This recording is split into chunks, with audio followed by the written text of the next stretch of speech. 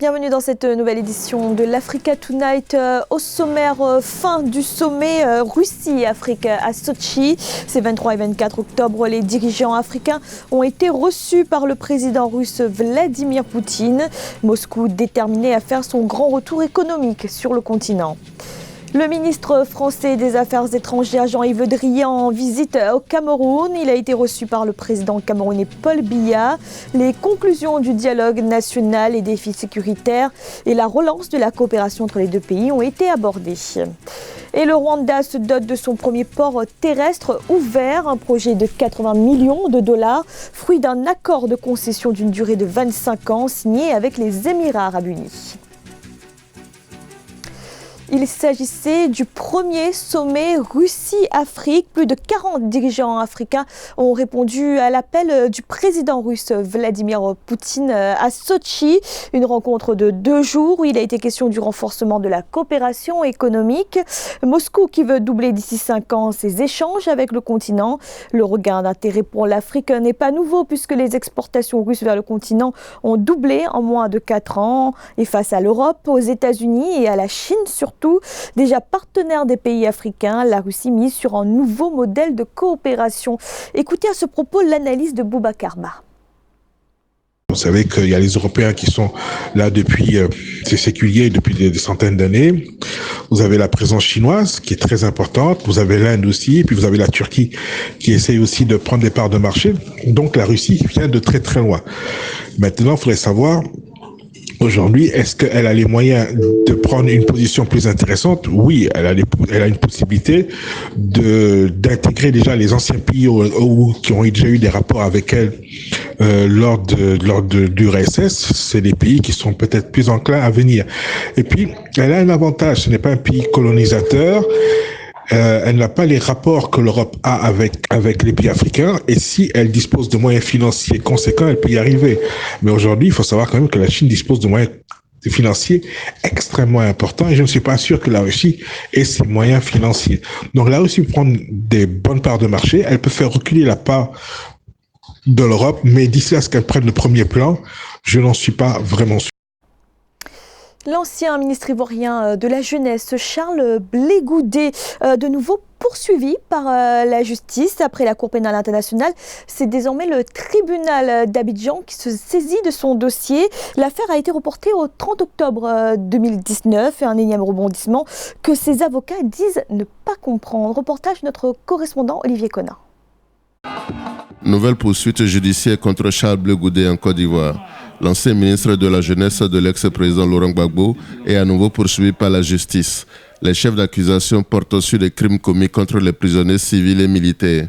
Le tribunal a renvoyé l'affaire au 30 octobre pour permettre à ses avocats de préparer leur défense. Ces derniers ne comprennent pas l'opportunité de ces poursuites. Ce qui est certain, c'est que nous allons plaider au rejet, n'est-ce pas, des infractions imputées à notre client. Pour l'instant, je ne fais pas de commentaires.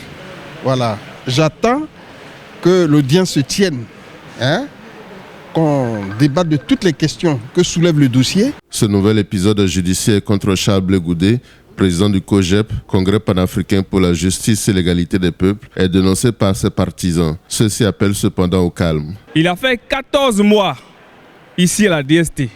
Le régime n'a pas eu l'occasion de laisser en justice. Non, il a été transféré à la CPI. En rappel, Charles Blé Goudé et son co-accusé, l'ex-président ivoirien Laurent Gbagbo, ont été acquittés le 25 février 2019 par la CPI, Cour pénale internationale, au terme d'un procès pour crimes contre l'humanité commis pendant la crise post-électorale de 2010-2011 en Côte d'Ivoire. Ils attendent la conclusion de la procédure d'appel de la procureure de la CPI. Au Cameroun, le président Paul Biya a reçu en audience le ministre français des Affaires étrangères Jean-Yves Le Drian. Une rencontre où les résolutions du récent dialogue national ont été abordées. Cette visite doit également marquer la relance de la coopération entre les deux pays. Corinne Comsefem. Arrivé au Cameroun le 23 octobre 2019, le ministre français de l'Europe et des Affaires étrangères, Jean-Yves Le Drian, s'est entretenu ce même jour avec le président camerounais Paul Biya. L'examen des résolutions issues du grand dialogue national, entre autres sujets, a meublé ces échanges qui, pour la France, ouvrent la voie à une nouvelle ère de coopération entre les deux nations. Je suis venu pour dire combien la France se voulait, avec le Cameroun, être dans une phase de relance d'une relation historique très forte, mais qui va trouver maintenant une nouvelle dynamique. Cette visite de l'homme d'État français traduit le soutien de la France au Cameroun au moment même où ce pays d'Afrique centrale fait face à d'importants défis sécuritaires. À l'extrême nord, la menace Boko Haram reste prégnante. La crise séparatiste, quant à elle, devrait pouvoir s'atténuer au sortir du dialogue avec les résolutions telles qu'un statut spécial pour les deux régions anglophones et l'accélération du processus de décentralisation.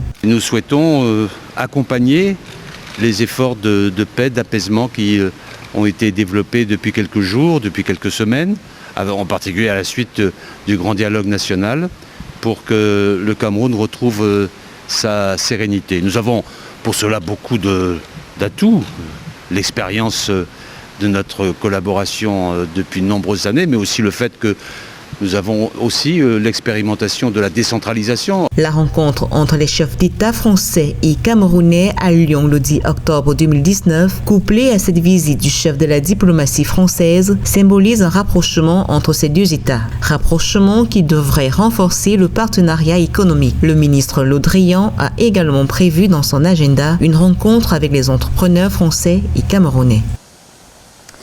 Les recommandations du dialogue politique au Bénin vont-elles ouvrir la voie à une réforme constitutionnelle? C'est en tout cas les craintes d'une partie de l'opposition qui appelle à la vigilance. Pour rappel, le projet de réviser la Constitution avait été déjà porté 2 fois et avait à chaque fois essuyé un échec. Victoria Sedji. Au Bénin, l'opposition appelle à la vigilance. Jeudi 17 octobre, le chef de l'État Patrice Talon a soumis à l'hémicycle les recommandations du dialogue politique du 10 octobre qui doivent être transformées en avant-projet de loi avant d'être mises en œuvre. Mais les ténors de l'opposition craignent que cela ne débouche sur la relance du projet de révision constitutionnelle porté par l'exécutif depuis 2 ans. Je n'ai pas entendu parler de révision de la Constitution. La Constitution, ce n'est pas une Bible et nous sommes dans un processus où on doit pouvoir évoluer. Même si controversé, il y a un certain nombre de réformes qui avaient été initiées. Et si dans le processus, la révision venait, si le débat se pose, on doit pouvoir discuter. Le dialogue fait suite aux violences meurtrières post-législatives d'avril 2019 qui n'ont pas vu la participation des partis d'opposition, leurs listes ayant été recalées. Les travaux sur les conclusions du dialogue sont attendus avant décembre 2019, alors qu'un seul parti d'opposition y était invité. Le pouvoir en place ne peut pas prendre le risque de se jeter à l'eau sans une concertation minimum sur la question. Il peut avoir des intentions aussi dans la conduite des réformes. Cela venait être une nécessité de toucher à la Constitution. On ne peut que faire le débat. Le projet de réviser la Constitution, vivement boycotté par les députés de l'opposition, a essuyé 2 échecs en 2017 et 2018. Pour le chef de l'État Patrice Talon, ce dialogue était nécessaire pour améliorer la gouvernance générale. Parmi la soixantaine de lois soumises au vote des députés lors de la session budgétaire ouverte mercredi 23 octobre figurent des lois qui devraient conduire à une décrispation politique. Le projet de barrage de la Renaissance continue de créer des tensions entre l'Égypte et l'Éthiopie. L'Égypte qui craint que la construction de ce méga barrage, projet de 4 milliards de dollars, n'entraîne une réduction du débit du Nil, dont elle dépend 90% pour son approvisionnement en eau. En face, l'Éthiopie se dit déterminée. Corinne Kamsefehem. Le remplissage du réservoir du barrage de la Renaissance doit être effectif, selon le Premier ministre éthiopien Abiy Ahmed. Devant le Parlement ce 22 octobre 2019, le prix Nobel de la paix 2019 a rappelé la détermination de son pays à aller au bout de ce projet, qui est un excellent atout pour l'Éthiopie. Si nous devons entrer en guerre, nous pouvons mobiliser des millions de personnes. Si certains peuvent tirer un missile, d'autres peuvent utiliser des bombes. Cependant, cela n'est dans l'intérêt de personne et l'Éthiopie n'a aucune volonté de faire du mal à l'Égypte. Pour l'Égypte, l'un des pays concernés par ce vaste projet hydroélectrique, les propos de l'homme d'État éthiopien traduisent des ambitions belliqueuses. Les autorités égyptiennes, qui s'inquiètent de l'impact de ce projet sur leurs ressources en eau, souhaitent régler la question par voie de dialogue. Ils ont intérêt à trouver un terrain d'entente parce que l'Éthiopie a le droit de faire un barrage comme l'a déjà fait l'Égypte. L'Éthiopie ne veut pas priver d'eau l'Égypte. Ils peuvent trouver un terrain d'entente très facilement. Et l'Union africaine a intérêt à intervenir très vite. Achevée aux 2/3, cette vaste infrastructure sera le plus grand projet hydroélectrique de toute l'Afrique avec une production estimée de 6000 MW.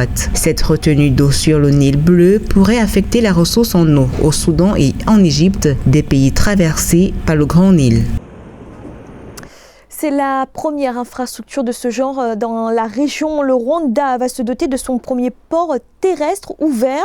Le projet d'un coût de 80 millions de dollars doit permettre de stimuler le commerce international du pays. La première phase de construction a été portée par le groupe émirati DP World. Reportage de notre correspondant Fratendaki Senga.